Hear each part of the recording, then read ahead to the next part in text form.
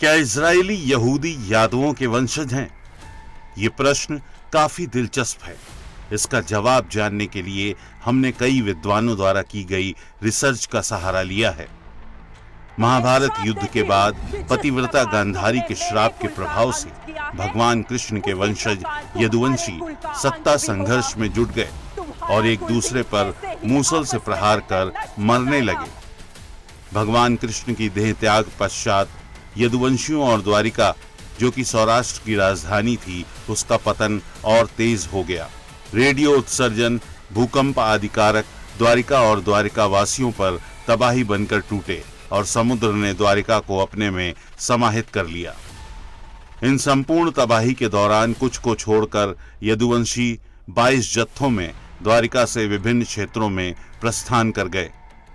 12 जत्थे पश्चिम एशिया की ओर निकले। उनमें से एक जत्था बेबीलोन या पुरातन इराक के मोसुल में आकर रहने लगा। पश्चिम की ओर आने वाले ये संभवतः पहले यदुवंशी जत्थे थे जो मूसल युद्ध से हताहत होकर इस प्रदेश में आकर बसे थे। अन्य 11 जत्थे भी मध्य एशिया से लेकर ग्रीक तक विभिन्न देशों में बस गए। इन्हीं जत्थों में से एक ने जेरूशलेम में पनाह ली, जिन्होंने बाद में वर्तमान इजराइल की भूमि पर अपना ठिकाना बनाया। एक शब्द है आभीर।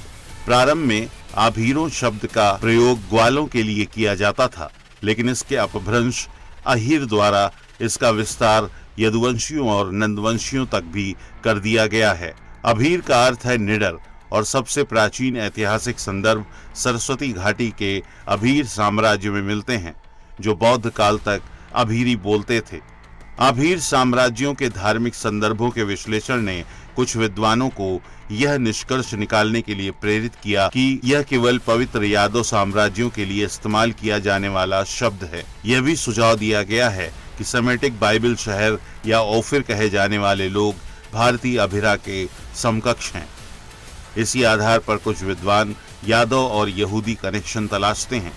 एक वैज्ञानिक स्टीफन नैप के अनुसार यूनानियों ने यहूदियों को जुडेओस, याजा, देओस या यादव कहा, जिसका अर्थ है या के लोग या ययाति के पुत्रों में से एक, यदु के वंशज।